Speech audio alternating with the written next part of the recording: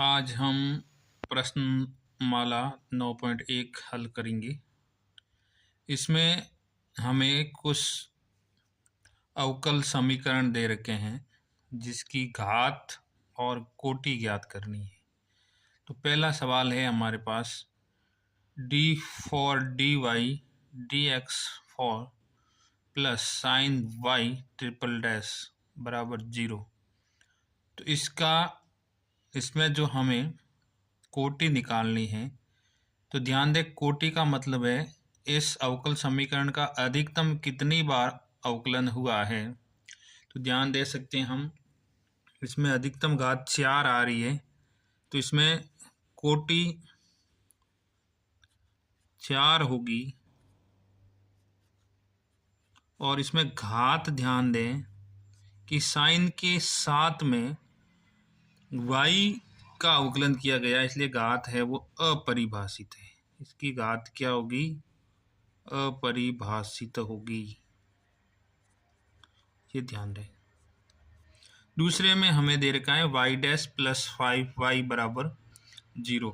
तो इसके अंदर हमें ज्ञात करना है कि इसकी कोटि कितनी है। तो ध्यान दें इसमें अधिकतम एक बार अवकलन हुआ और इसके ऊपर कितनी घात है। तो कोटि 1 है और इसके ऊपर घात जो होगी वो इसका घात होगी। तो इसके ऊपर एक घात है, ध्यान दें, तो इसकी घात भी 1 होगी।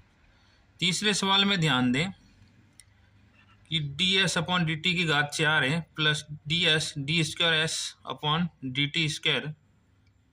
इसमें इसकी कोटि, इसमें डी एस का 2 बार अवकलन हुआ तो इसकी कोटि 2 होगी और इसमें घात, इसके ऊपर घात 1 है, इसकी घात 1 होगी। इसी प्रकार चौथे सवाल में d square y upon d x square का होल स्क्वायर है। तो यहाँ ध्यान दें इसमें d y upon d x का 2 बार अवकलन हो रहा है, तो इसकी कोटि 2 होगी, लेकिन इसकी घात है वो कॉस थीटा की जगह डी वाई डी एक्स है, इसलिए अपरिभाषित होगी। इसकी घात होगी अपरिभाषित। इसमें ध्यान दें d square y upon d x square बराबर cos 3x plus sine 3x। इसमें देखो डी वाई डी एक्स का 2 बार अवकलन हो रहा है, तो इसकी कोटि 2 होगी और इसकी घात 1 होगी।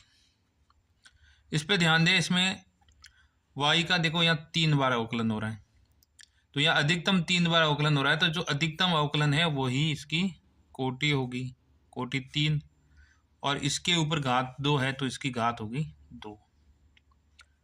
यहाँ ध्यान दें y का 3 बार अवकलन हो रहा है, तो इसकी कोटि 3 होगी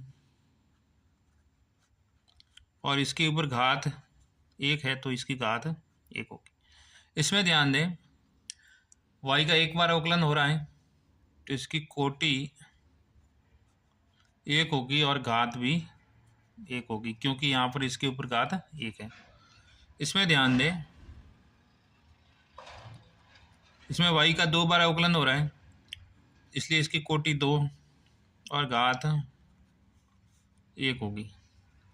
इसमें ध्यान दें इसमें अधिकतम कितनी बार अवकलन है वो देखना होता है। ध्यान दें यहाँ पर 2 बार अवकलन है, तो इसकी कोटि 2 होगी, घात 1 होगी।